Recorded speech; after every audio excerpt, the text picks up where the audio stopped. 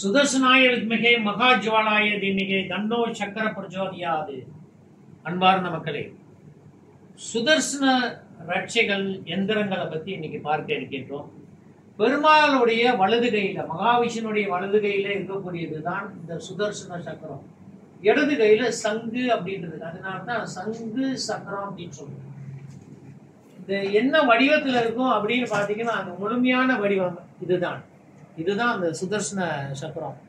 மிக, அதாவது ஒடிசாவில் இருக்கக்கூடிய பூரி ஜெகநாதர் ஆலயத்தெல்லாம் நீங்க பாத்தீங்கன்னா மேல இந்த மாதிரி ஒரு சக்கரம் இருக்கும். எந்த திசையில இருந்து பார்த்தாலும் ஒரே மாதிரியே தெரியும் அப்படின்னு சொல்லுவாங்க.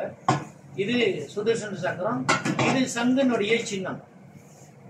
இப்ப என்ன பண்றோம் அப்படின்னு பாத்தீங்கன்னா, இதுல ஆயிரக்கணக்கான இந்த ரட்சைகள்லாம் இருக்குது.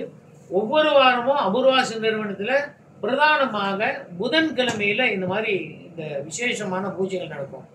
இதுக்கும் இந்த மாதிரி சுதர்சன எந்திரங்களுக்கும் இங்கே பூஜை நடக்கும். அதனாலதான் இந்த 27 ஆண்டுகளாக ஆயிரக்கணக்கான இந்த எந்திரங்கள், இந்த ரட்சைகள்லாம் இருக்கிறது. மனித வாழ்க்கையில நமக்கு மிகப்பெரிய பாதுகாப்பு. நீங்க மருத்துவரா இருக்கலாம், வக்கீலா இருக்கலாம், மிகப்பெரிய வணிகரா இருக்கலாம், தொழில் துறையில சிறந்து விளங்கக்கூடியவர்களா இருக்கலாம். ஆனா உங்களுக்கென்று சிறந்ததாக ஒரு பாதுகாப்பு அப்படின்னு சொன்னா இந்த சுதர்சனம். இது தங்கத்தில் அணிவது பிரதானமான சிறப்பு.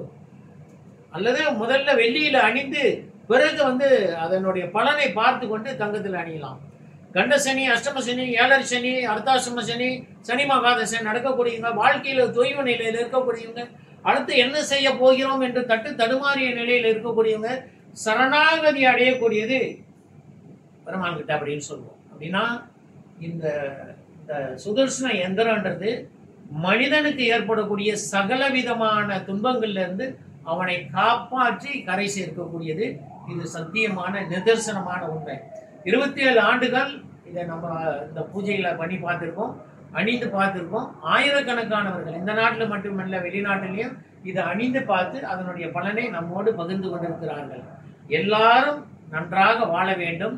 உங்கள் வாழ்க்கையை நீங்கள் வளமாக ஆக்கிக் கொள்ள வேண்டும். வெற்றி, புகழ், கீர்த்தி, செல்வாக்கு, தனம், தானியம் எல்லாம் உங்களுக்கு சேர வேண்டும் என்று நிறைவு செய்கின்றோம்.